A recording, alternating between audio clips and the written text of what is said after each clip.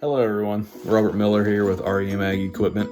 Just thought I'd make a video how to set up our systems once you get it delivered to you and out of the box and installed. We have videos for everything besides setting up all the parameters in the monitor. So I thought we'd just go through how to, when you get the monitor and fire it up, how to get everything set on it. So here we go. So when we first get our monitors fired up, you have to be somewhere with Wi-Fi to get it to talk to our servers. So you'll swipe down from the top of the screen and come down, and you're going to click on Wi-Fi and turn it on, and then select whatever Wi-Fi you need. Mine is Sticky 4. So you put in your password, get your Wi-Fi turned on. Connected, you can hit the triangle for the back. It'll take you back to this screen. So here's where you will put in an email address.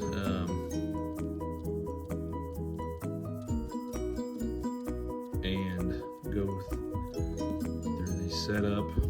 You'll hit agree to terms after you've read them. So this is where you put in your email address to whatever email you want anything from FJ Dynamics to come from. So you put your email in, it will send you a verification code to your email. You put that code in there once you get it, and then you'll choose your password. I would write it down somewhere. It's not very often you'd ever need this, but still you'd want to have it to where you can access it if you need it. So hit the check mark for read those terms and hit confirm and log in. So this is to get the first step to get your screen started. Once you have your login and everything set up, you'll hit login.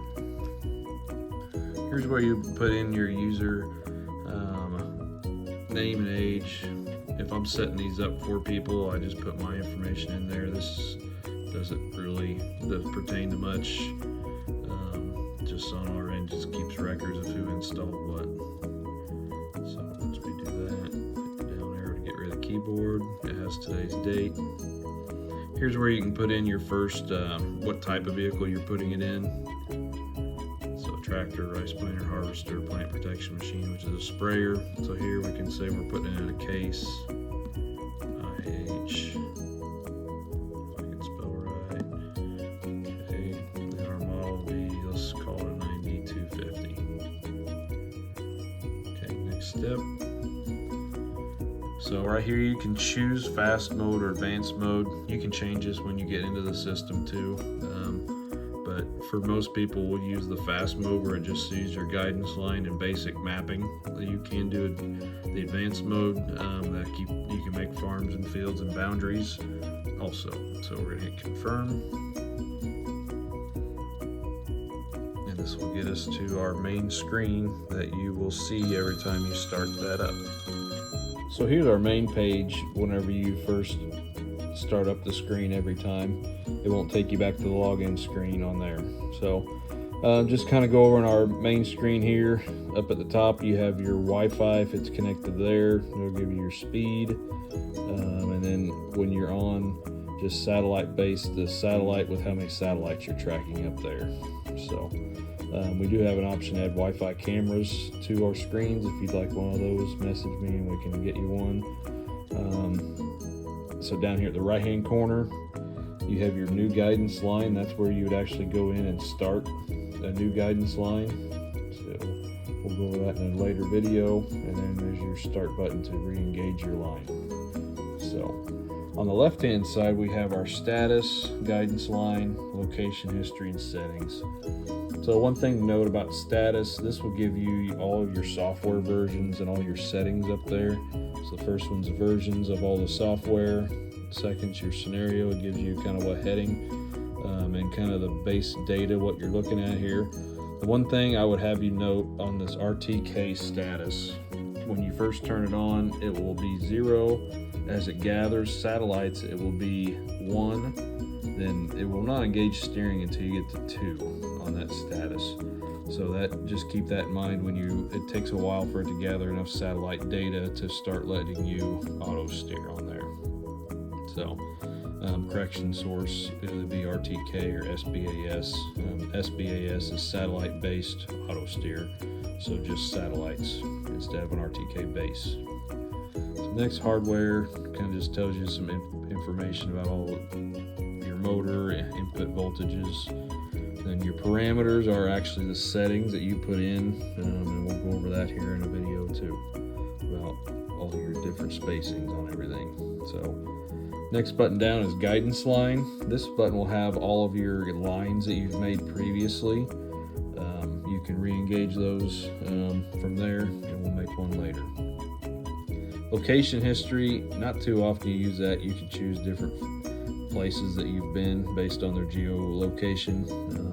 I haven't hardly used that. Usually just guidance line is what I use. So the last one is your settings. So we'll go through these, each one of what you would see there. So the first one is your user information.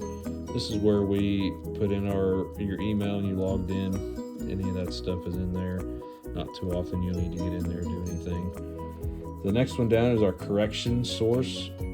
So you can touch it. And this is where if you had your mobile base station for RTK, you could click it and put in your source code to get the base station paired up to this monitor in your system. The next one down is network RTK, so that would be if you're using your cell-based RTK and you put your 4G antenna hooked up down here, and you would use a SIM card which goes in the top of the screen, so you actually get cell-based RTK off there. So when you're just satellite-based, off here is where you'll turn it on. And then you can change what constellation you're looking at. So here in the United States, WAS is what we can choose. You can use the rest of those too, just WAS has the most satellites for where we're at. So backing out of there, next one we'll go down to is our working with alerts. And this is where you can change what track spacing you're on. So first one is you touch spacing where that's the 0 inches right now. If you're pulling a 15-foot, let's say you're pulling a 15-foot drill, you can put in there 15-foot 0 inches, and that would be the spacing between your lines on the field. Knowing that usually we have 5-inch accuracy with this, you would maybe put in 14-foot 9 inches to give you that little bit of leeway for the guidance being off 5 inches. So just keep that in mind. You won't put, if you got a 32-foot disc, you want it to overlap, let's say 6 inches, so you put in 31-foot 6. So the next couple of alerts you could set on here, you could have a speed alert. So if you'd go over whatever speed you're on, you could turn that on. So if I went over 4.97, it would buzz at me saying, hey, you're over your speed that you want to set as an alert. Offset range, so if the steering gets off more than 4 inches, it'll say an alert. If you make a headland, it would tell you that you're almost to your headland also of the end of the field. So you can turn those alerts on and off just based on what your preferences are. So the next one down is our auxiliary functions button. So here's where you can turn on and off different functions our screen has. Manual intervention, we'll mention it first. That is where when you grab the steering wheel, it will for 3 seconds and it will kick the steering out automatically. So that's what I would recommend to have it turned on. If not, you have to come back to kick your auto steer off. You actually have to hit the steer button to turn it on and off. So most people are used to grabbing your steering wheel and holding it and it kicking the steering out for you. So I would have it turned on. You can play with the aggressiveness on there if you'd like to also. About the only other one you'll use on here is your terrain compensation. That is has to do with the IMU, the little black box that you mounted in your cab. That tells us if your tractor's on a hillside, if it's moving back and forth, and just kind of the angle the tractor's on. It bases how your steering reacts to being on a hillside. So the rest of these, if you're putting different speed out, if you wanted to put a harness on there to put speed out to a different monitor, you can do that too. Auxiliary or advanced functions, that's if you had auxiliary turn unlocked on here, you could enter the code and get that working for you. Our next button down is parameter settings, and this is where you can go. This would be where you would go in coefficient commissioning. This is where you can go in and change the aggressivenesses on how it approaches your line, when it's on your line. If you were using auto steer in reverse, you could change those also. Not very often you'd use that. But so our ranges are from 0 to 2, so they come preset at 1. Most of the time you won't need to mess with those at all. They'll be set up pretty right in the middle, and it works really good. The next one down is motor debugging, and this speed loop proportional is where you would change that to how aggressive the steering is, and I'll include some information on that at the end of the video of where kind of your range for different types of tractors where you'd want that. So you'd input a different number in there. Let's say we need to go down to too aggressive, we need to go down to 20, type it in, you hit your blue check mark, and then hit OK down here, and it should change our speed loop coefficient. Okay, hit that, it's done. So you try your steering out again and see how aggressive it is. Our next one down is our angle sensor calibration. So most of the time we set them up with no angle sensor. In the setup manual there is, if you would go in there, if you had a attitude sensor or a hall sensor, you could choose one of those and have to calibrate them. Most tractors we can run with a no angle sensor in there. So you can set your maximum steering to 50, your current speed ratio, you could adjust that some, but 16 usually is a good number to start with on there. Okay, so we're back out of there. Our next one is our vehicle calibration. This is where you'll actually go out into the field and follow directions on there. It reads our IMU to what angle our sensors are at while you're driving. So you would actually read the notes down there. Open area, drive speed from 3 to 4 mile an hour. You need at least make an AB line of 164 feet long. So you would start your calibration, and you would follow the directions on here. So tap point A, drive manually for 164 feet. Go to B, and this process has you drive back and forth with it steering on your line 3 times, and then you'll confirm calibration in the same place as you would have confirm point A on there. So as anything on our screens, if you need to back out of a line, there's always an exit button that has a kind of a door going backwards. So exit, yes, confirm. So it backs us out of there. So that's one calibration you will want to do once everything's set up and working in the tractor. You'll do the vehicle calibration. The last one is our implement calibration. This is if you have your implement is actually pulling to the left or right of where the drawbar is set up, or the 3-point. So if your implement is pulling to the left, you would put that, how far that is pulling off to the side. You put input down here how many inches that is. Then hit OK, and it would set. If it's pulling to the right, you just click on the implement to the right. Same idea there, how far actually is pulling off center to the right. So sometimes discs, planters, anything can pull sideways a little bit one direction or the other. So if you're on your line auto tracking and you see that you're leaving a gap farther to the left than you are the right, this may be something you need to change, and going off of what the picture is there, what direction the planter, and it will automatically correct your tractor off the line a little bit to make sure that your implement is pulling right as you're going back and forth. So that's it under parameter settings. We'll go down to our next one, troubleshooting. This is where you can just look here at a quick glance, see if everything's working correctly. IMU, you always have this triangle there. That's a status. It's okay there. I'm inside the house, so I don't have any GNSS signal or correction source with red, but when you're in your tractor out in the field, you would have green check marks there. Okay, our next one down, vehicle information. This is where you'll start when you just first get in your tractor and start setting this up. So your vehicle information is where you'll put in your measurements, and for the GPS to work right, you need to have very accurate measurements on here. So you can start by up at the top and just walk through each one of these, and you have to do some measuring on there. So your front wheel track, it does give you a picture of what it wants you to measure also on the screen. So from there, front wheel track of how wide your actual inside of the tires are, front to rear wheelbase, so the center of your front hub to the back hub, the distance from your very front, either the weights or whatever you have out front of your tractor or sprayer, whatever you're putting it on, to your front axle.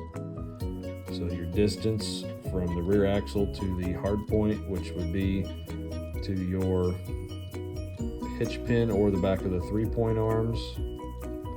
Your antenna space is always going to be that same 2 feet 2.38 inches, just because they're mounted, they're fixed up in there. So when you are mounting your antennas, you want to make sure that you do have it centered with the center of the tractor up on top of the cab. That's one thing I would caution you to try to make sure that you get it perfectly centered up there. Okay, so another real important one is the distance from the antenna to your rear axle. Or if you're on a full-wheel drive tractor, it will change it to the front axle, just because your rear one is spaced. So your antenna height will come into play when you are for your slope or terrain compensation. How high those are off of the ground will affect how much it compensates for the angle of the hill that you're on. Last thing here is your turning radius. So you'll park your tractor, drive 180, and then see how far the distance from the center to center of that would be. Your last thing you change here is your steering wheel, which wheels are actually doing the steering. So we have here front, back. You can change, depends on what you are. If it was a combine, it'd be the back wheels. Articulated tractor would be articulated. And then you have differential too. So just depends on what type of tractor you're on. Most of the time it will be front wheels on a regular 2-wheel drive or front wheel assist tractor. Another thing you can do if you are switching this system in between different tractors is actually go in here, instead of just vehicle parameters, you can change what vehicle you have. You can make a new tractor and change what it is, and actually each tractor have its own profile if you are moving the systems. So you can just have this default there with what we just set up. You could have multiple ones where you could choose a different one to go with that. So that is our vehicle setup. You may have to have somebody help you do your measurements, especially from the front axle and all of these. Our next setting is our implement information. This is where you can add different implements to just like we talked about tractors. You can go in here and choose list of implements. I would probably do that, especially if you're going to be pulling more than one thing behind you.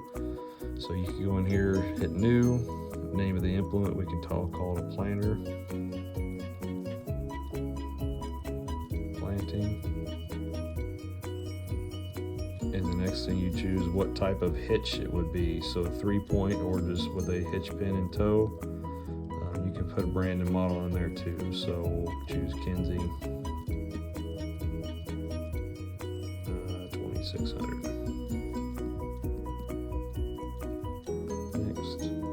So this is where you can go and actually choose how your measurements, what you want there. So your guidance line spacing, if you change it in our working widths, it actually will change it here. So this is where you could have different ones on there. So your implement width, this is where you'd actually put in the total of what it's actually going to be working at one time. So if we were 15 foot, we want to put 15 foot in there. Implement overall width, it may be wider than 15 foot if you're actually over in that. So we could say usually 16 foot would be our implement overall width.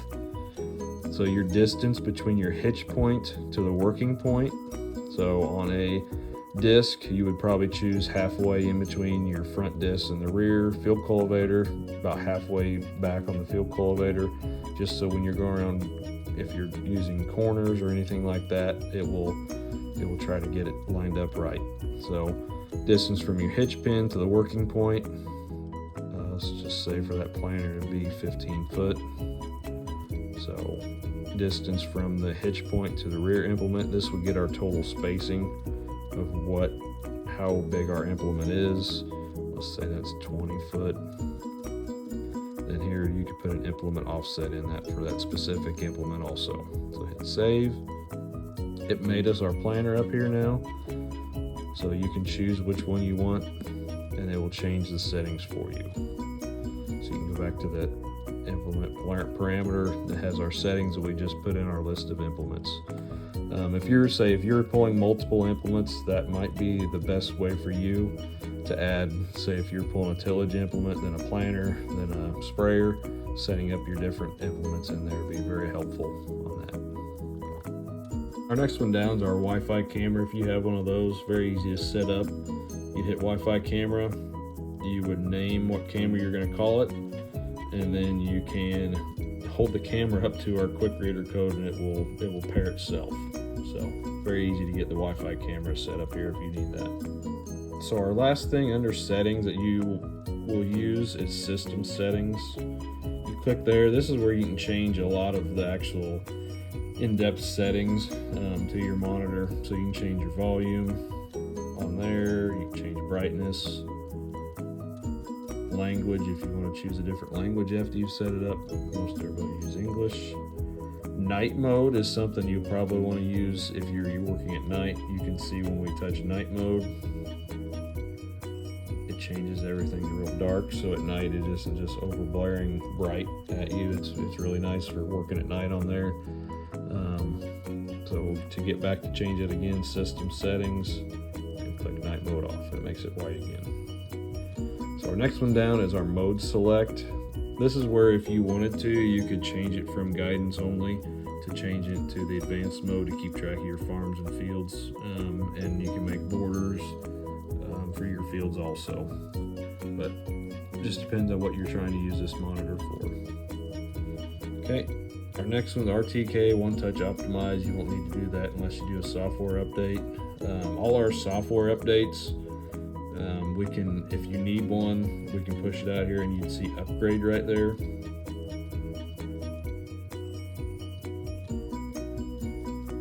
Okay, so down you can upgrade via USB, board version, that's just information. If we ever need to do an update, you'd have to come in here and click About, and this gives you all the different information that our engineers would need to know to send you new software. So all the systems I am sending out, I am updating to the newest software on them before I send them out, just to alleviate that and pain for anybody having to worry about doing a software update. So our last couple, technical support, has more in-depth stuff for me and engineers if we need it. Unit setting, probably one of the first things you'll do is come in here and put this to British units, so it gets us to miles, feet, inches, miles per hour, then acres. They come in metric just because the rest of the world's on metric. So another thing you can do is come down here to your system time setting and put in the right time if you want to make sure it's sitting there right. So I turned the monitor on to demo mode here just to show you guys how to make a guidance line. Really simple. It just has the tractor going straight. And this is, so if you were going to make your own guidance line, this is how you would be out in your field. You would need to line up where you want to start your pass at, hit new guidance line. You come in here and choose from what type of line you'd want.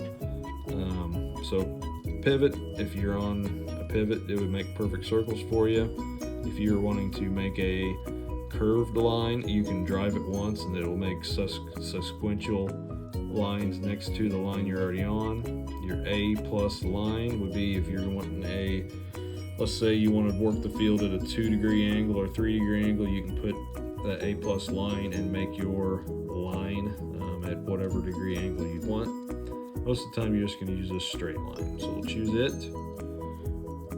So and that's something else you'll notice, all our buttons we need to hit to get to our line to make it work are right in the same spot. So start a line, point A is in the same spot, point B B is in the same spot. So once I hit point A, you can see it dropped a pin, and you start driving your tractor as straight as you can to whatever other end of the field you need, or just enough to make your B line, and you can hit B. See, it dropped our other pin there, so it's already made our straight line. So same spot as our other A and B. So you hit save. And this brings up, it will automatically name the line on today's date and time, but you can add your own, just call it whatever you want. So if you want to call it for what field you're in, so like South 40,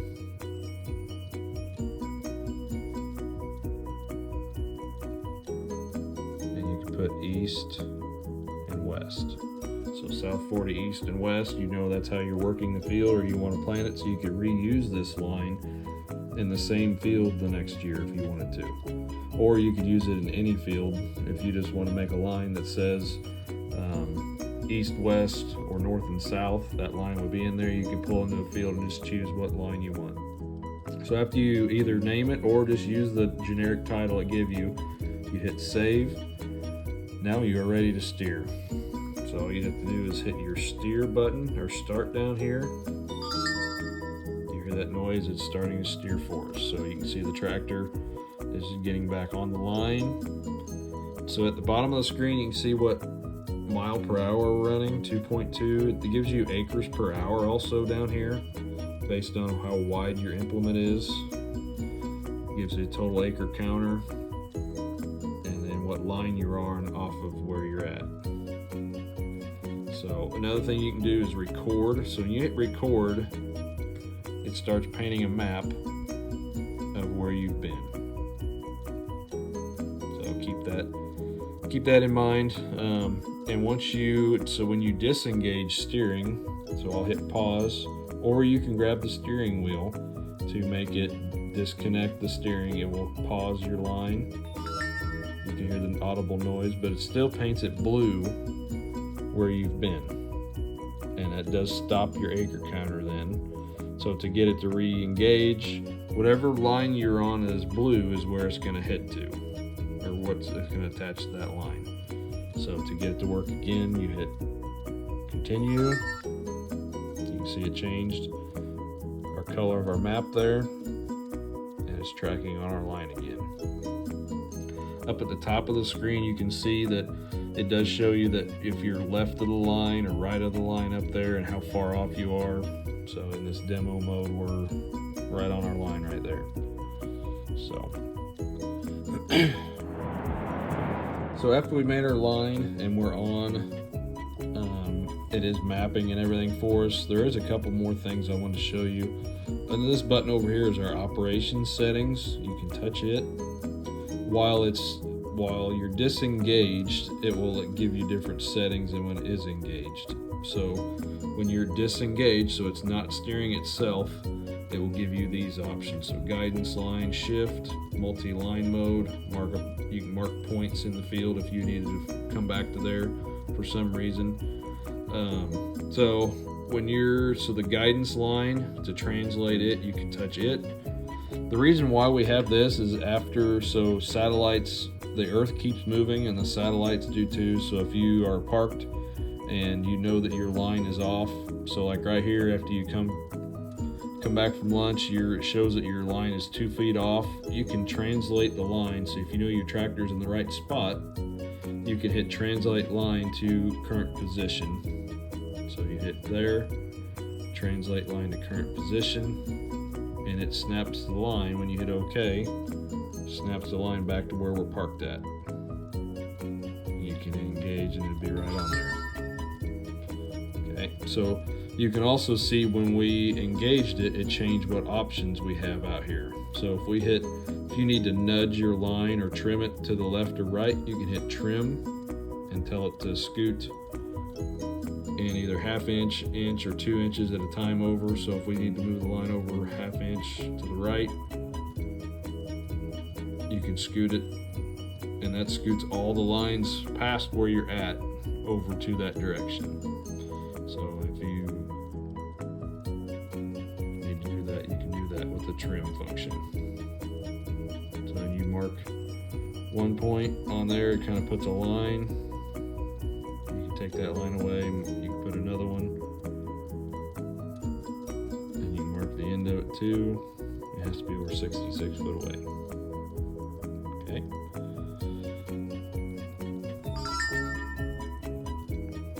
So the other button you might use is multi-line mode. If you don't like seeing all these lines next to where you're at, you can hit this multi-line mode, and it puts it to single line mode where it just shows the line that you're on. I personally like it where it shows all the lines, so when you're manually turning the tractor on the end, you can kind of line up with the next line next to you, and you can see where you need to be at. So hopefully this helps with setup of the monitor and basic operations of it. Still, if you have any questions, you can give me a call, email, text. I'll respond to you as quick as I can. Thank you very much. So once you're done with this field, you can turn your recording off. You hit pause to stop it from steering, or hold the steering wheel. You hear the noise, the beep saying that, hey, I'm not steering anymore. So once you are done with working in this field, you can go up here to the button that looks like the door, back out of there, end task, okay, and it takes away the line you're working on. So if you want to go in and choose a different line, we can come to our guidance line button, choose that, and that would have a list of the lines that you have in there. So this south 40 east-west is what the line we made. We can come back in here, either you can delete that line, or you can use the button to the right, and you can choose that line and it'll load that line up for you. So we'll go ahead and choose that line we already made. It will load it up. There's our lines we already made. If it needs shifted over, if you need to, but it'll still be the same direction as you chose that line already to be. So it did start over our acre counter. Once you get out and in, it does reset the acre counter on there, but that saves you from making a new line. And you can just hit start, and it will start steering for you. Hope that helps. Thank you. A couple other small things about our monitors. At the bottom of here, we have where our coax cables hook in from our satellites antennas up on top of our cab. You just want to make sure that you keep satellite 1 and 2. The cables are labeled. Make sure you have the left hand side of your tractor is cable 1, right hand is 2, and the cables have labels on them to know if they're in left and right there.